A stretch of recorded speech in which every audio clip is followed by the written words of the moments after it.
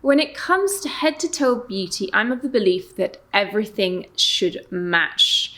And I mean the face, the neck, the chest, the forearms, and the hands. Now, we probably all know that person who's taken immaculate care of their faces, but they enjoy the outdoors. And the contrast between the face and in particular the décolleté is quite stark. So today's video is really about why body sun care matters, drilling down into the details of how you can make it work, not just for the beach, but for every day. Now, the first question that often comes up is sunscreen even really necessary if you spend a lot of the time indoors when you go about your average day?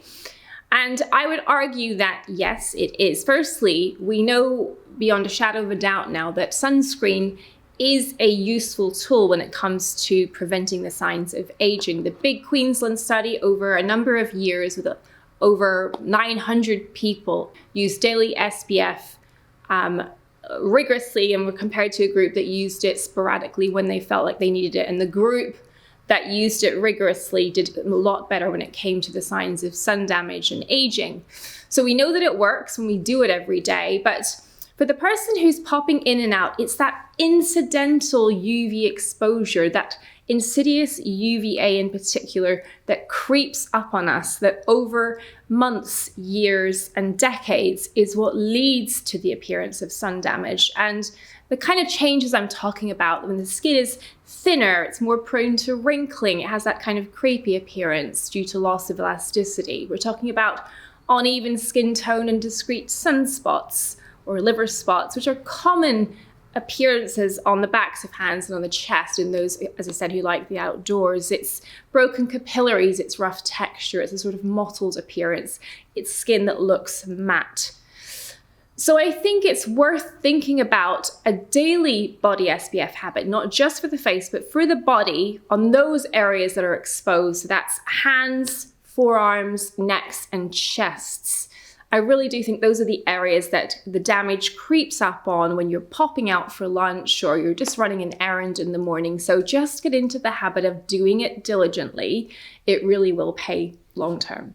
And do remember that even when indoors, UVA penetrates through glass, and the levels of UVA rays vary much less through the course of the day than they do with UVB rays. So essentially, you need protection all through the day. So the next thing to consider is the level of protection that you choose. Now, my mantra is always go high. So if we're looking at the SPF, which is a measure of how much UVB rays that are offered, and those are the rays that burn, we want to go for SPF 50. Now, SPF 30 blocks about 96.7% of the UVB rays, whereas 50 blocks 98%.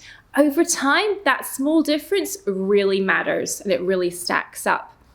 And bear in mind that the higher the SPF, if you choose a broad spectrum sunscreen, the higher the UVA. And particularly for those of you who are concerned about aging, which I imagine is quite a lot of you, I know I am, the higher the UVA protection, the better. UVA rays are those deeper penetrating rays that go into the dermis, they nuke our cells and reduce our collagen and all that bad stuff. So those are the rays we really care about when it comes to our day-to-day sunscreen behavior. So when it comes to preventing that sun damaged chest, it's UVA protection that really matters. Then thirdly, it's the fact that we humans are imperfect when it comes to our sunscreen application. Now, if we were doing a full head to toe application, it's about 30 mLs, or a shot glass quantity. Studies show that people tend to use around a quarter. Now, I'm hoping you guys, having watched my videos, are in tune with the correct quantities and know how to go about measuring them out. But the point is that a higher SPF builds in that extra safety margin. So as I said before, if in doubt, go high. Now, when it comes to choosing the type of sunscreen filters, I am a fan of mineral filters, meaning zinc oxide and titanium dioxide, as they sit on the surface of the skin, deflecting UV rays away from the skin's surface. But they're also really gentle, meaning they're suitable for sensitive skin and even those who are prone to dry patches or even eczema. Now, a tool's only as good as how you actually use it. And as I mentioned before, it's imperative that you use the right dose to get the level of sunscreen protection promised on the bottle. And whether we're talking about the face or the body, that means 2 milligrams per centimeter squared of skin. So in an ideal world, you would get naked and literally cover yourself in sunscreen before you go out and are exposed. Certainly, it's the easiest way to allow it to be applied all over correctly so you don't miss bits, to let it absorb fully before you get dressed. I think it is the way to limit the potential for any marks on your clothing. Now, that's much easier, of course, when you're headed to the beach and you're on holidays and you're wearing light cotton garments. But, you know, for every day, again, I think you have to be really conscious of the kind of fabric that you're wearing. So some clothes will naturally be good blockers of UV rays and you don't have to worry about them too much. But do be conscious that a thin, gauzy cotton t-shirt or shirt will not offer as much UV protection as something like a tightly woven chambray shirt, which is a much better way if we're thinking about clothing, as we should, as being an extra layer of protection against the sun.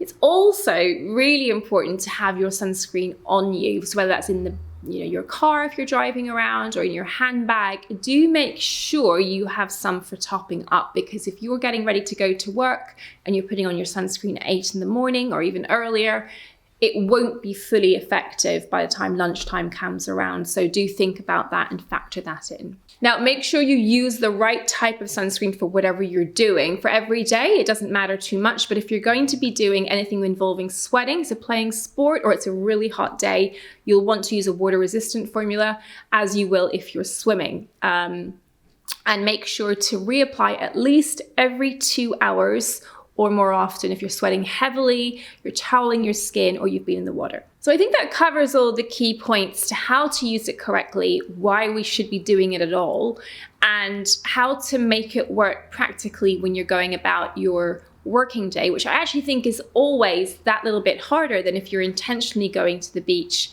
or playing sports. You know, you want to look pulled together, but you also want to be protected. I remember when I lived in Australia, the challenge of actually working professionally, getting to and from the hospital alone was such a challenge. So you really do have to plan this to make it work. But I promise you that the payoff is really worthwhile, both in terms of, you know, the challenges that UV rays present in terms of with photo aging, but also more seriously for skin cancer prevention. So I hope that this has made it a little bit easier to decipher the labels, to understand how to use it as a tool to keep your skin in the best possible shape. And thanks very much for watching, guys. See you again soon. Bye for now.